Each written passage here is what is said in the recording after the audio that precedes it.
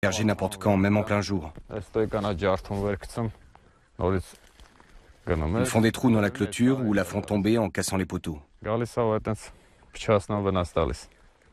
Ils font énormément de dégâts.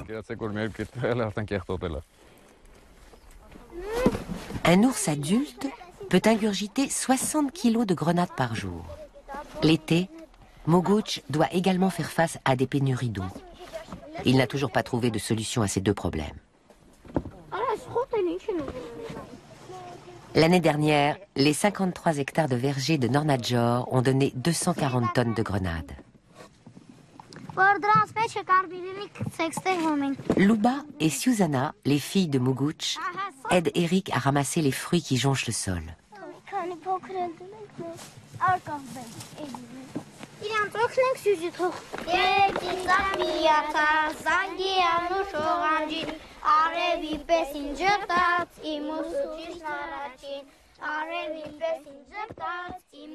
La première journée de récolte est terminée et les cueilleurs rentrent chez eux.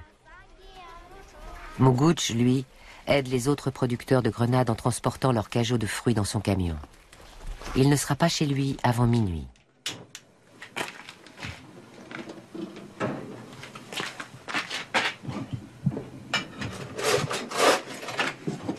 Le lendemain, à 7 heures, tout le monde est déjà debout. Luba, la grand-mère, fait le pain elle-même. Elle prépare le petit déjeuner avec Christiane, l'épouse de Moguch.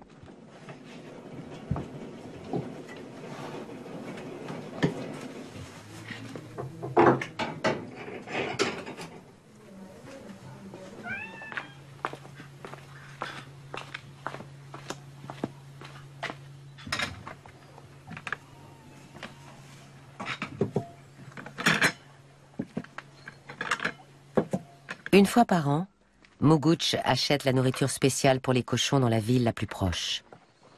La famille produit tout ce dont elle a besoin.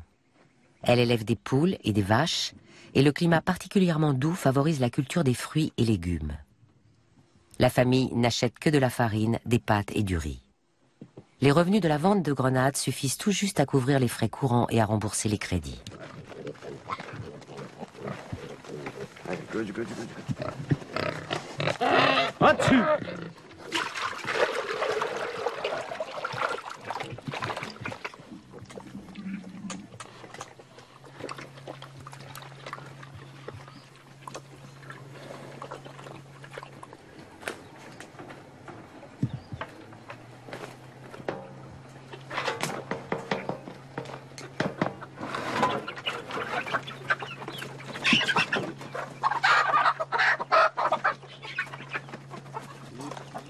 Moguch n'a pas le temps de souffler. Quand il ne récolte pas les grenades, il taille les arbres, arrache les mauvaises herbes ou plante des boutures. Ici, tout est bio, même la nourriture du chat.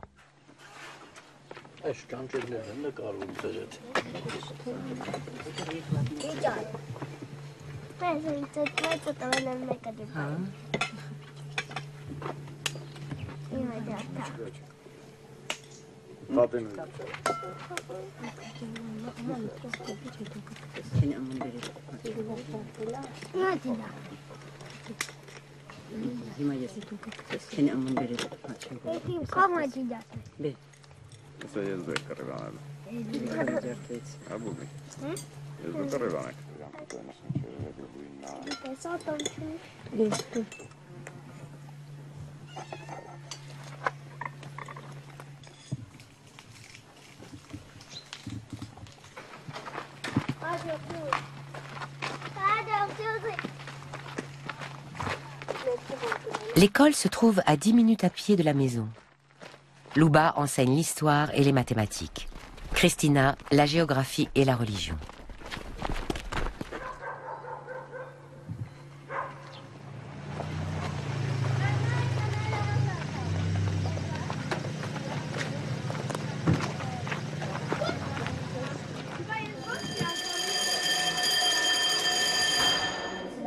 La petite Luba est en CE2. Avec les 8 autres élèves, elle forme la plus grande classe de l'établissement. 35 enfants sont scolarisés dans le village. Certaines classes ne comptent qu'un élève. Quand le niveau le permet, on rassemble plusieurs classes. À l'époque de la récolte, beaucoup d'enfants ne vont pas à l'école, ce qui pose un cas de conscience à l'institutrice.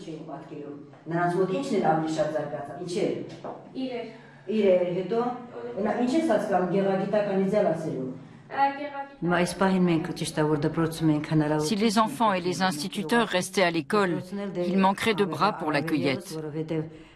J'aime beaucoup travailler avec les enfants à l'école. C'est ma vie. Ça correspond à mon caractère. J'enseigne depuis que j'ai obtenu mon diplôme.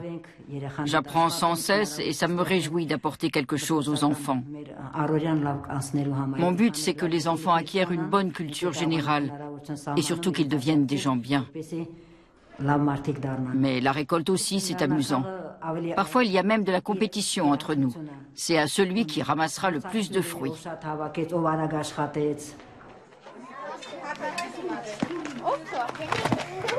Luba veut avant tout préparer les enfants à l'avenir, quel qu'il soit.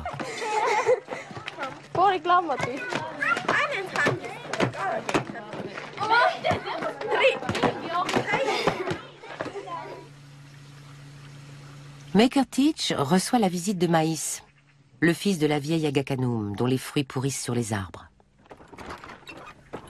Maïs, te voilà enfin.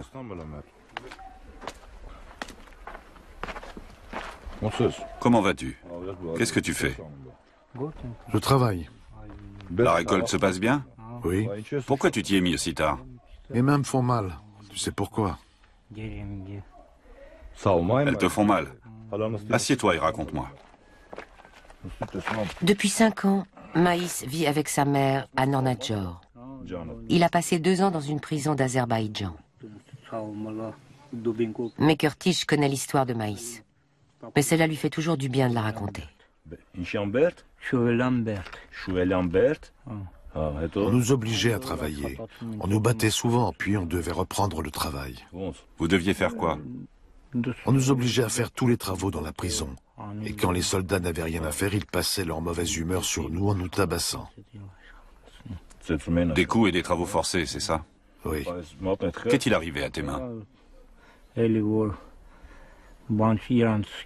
Quand un soldat avait envie de nous frapper, il jouait avec nous.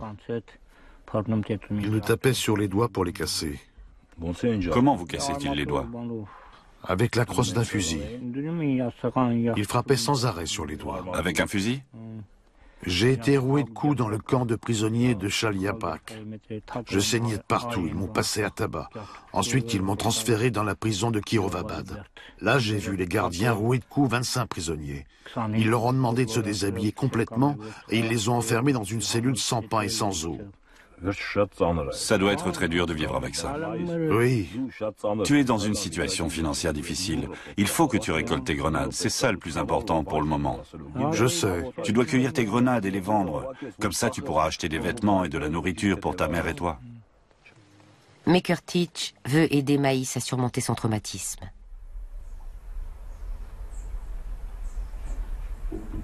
Muguch aime les enfants.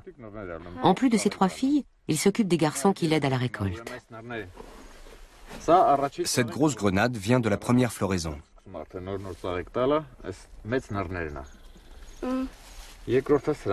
Celles-ci viennent de la seconde floraison. Elles sont plus petites. Et les plus petites grenades sont issues de la troisième floraison.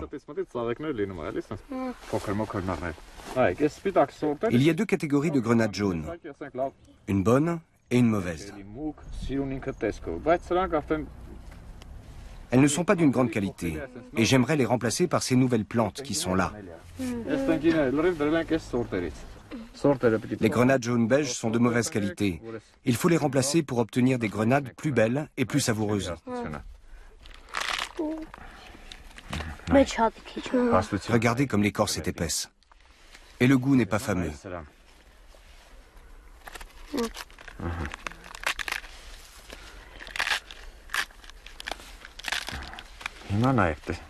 Les grenades rouges sont bien différentes. Regardez comme les pépins sont beaux. Goûtez-les. Ces fruits feront merveille sur n'importe quelle table. Il faut les manipuler avec précaution pour ne pas les abîmer.